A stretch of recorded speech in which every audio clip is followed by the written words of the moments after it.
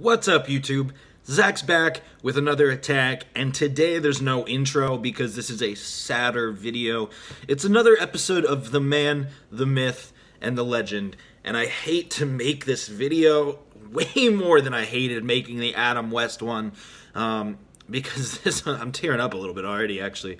It's super sad and unfortunate, but Stanley has passed away at the age of 95. Stanley was born December 28th, 1922, so he was just about to turn 96, and I'm not saying that 96 isn't incredibly old. He lived to a very ripe old age, and some would argue that he got better with age. Of course, there was allegations that he was being abused and his daughter was preventing him from getting necessary help and talking to people who he actually wanted to talk to, but I don't want to focus on that today because I really want to focus on the amazingness that was Stan Lee, this powerhouse of creativity that has inspired not only me, but so many people in this world who have gone on to write comics, to make movies, to make Marvel movies, just to be inspired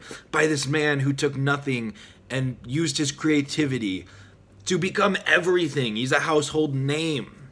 Of course, if any of the allegations of elder abuse for Stan Lee were true, I hope that he's now resting in peace and not having to deal with all that crap that he never should have had to deal with in the first place, and that the $70 million that his estate is worth are going to good places and not to those people who are involved in anything like that.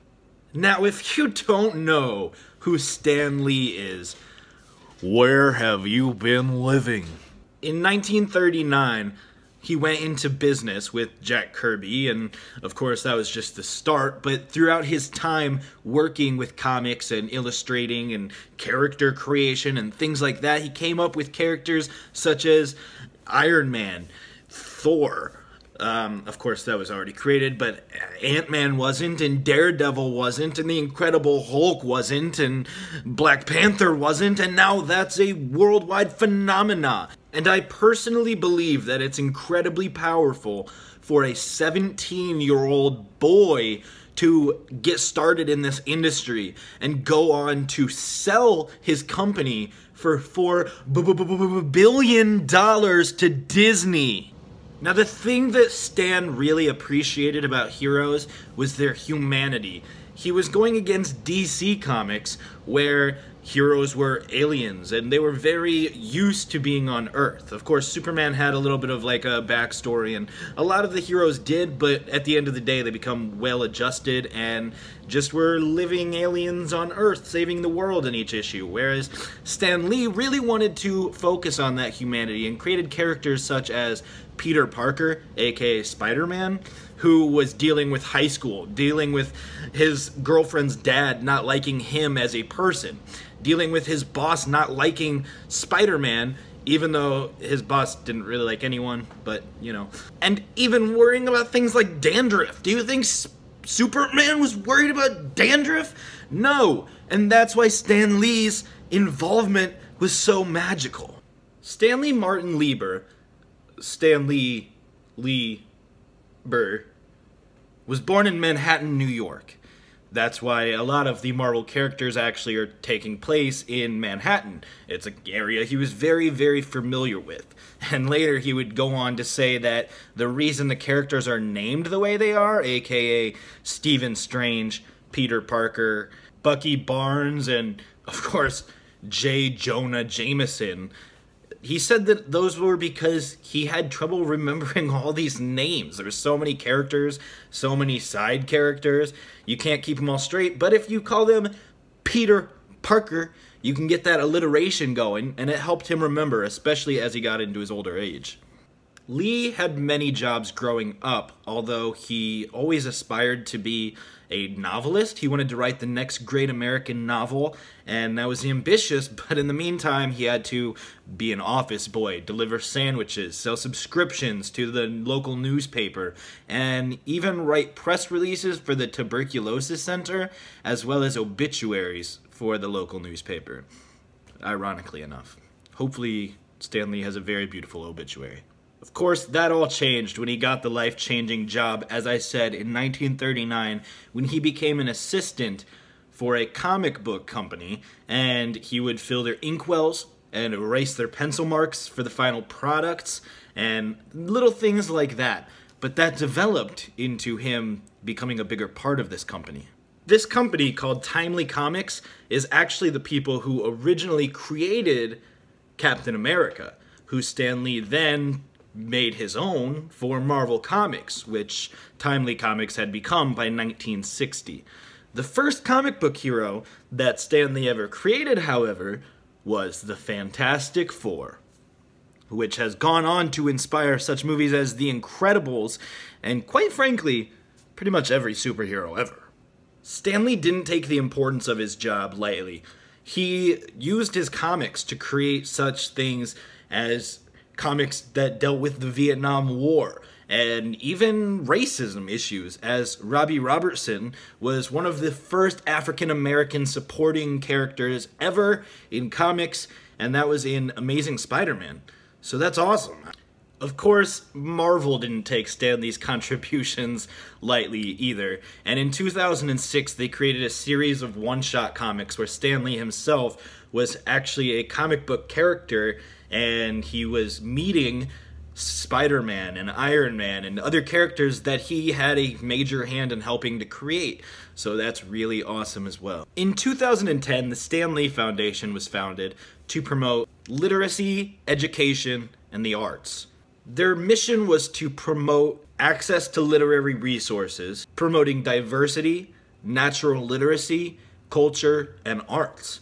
And that's incredibly admirable. Of course, all these things impacted Stanley a lot, and the way that he pays it forward will continue to be felt forever.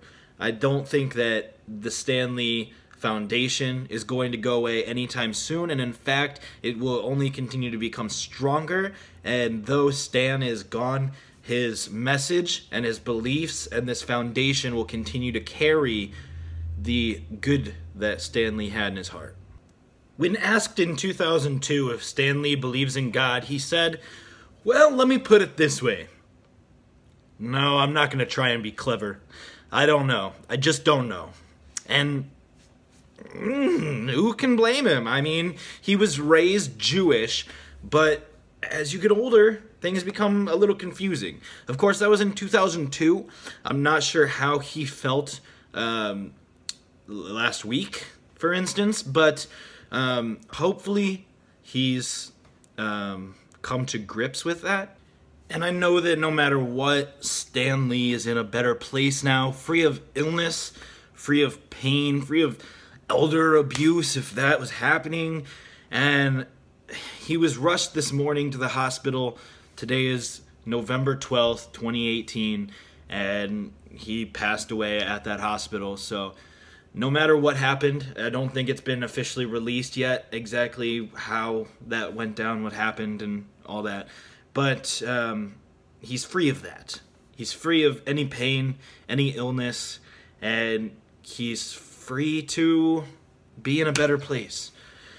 Now, it's going to be very different to live in a world where there's not Stanley cameos in every Marvel movie, unless they CGI that, but that seems distasteful, and I hope they don't do that.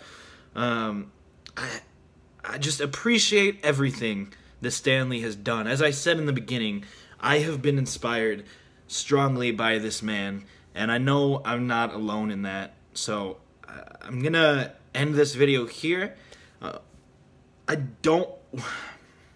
Like I said, I'm already getting kind of emotional. This is crazy. This is one of the biggest deaths, one of the biggest fears I had. I mean, like, Betty White and Stan Lee. Those are like the two people that I want to be immortal, and today one of them is gone.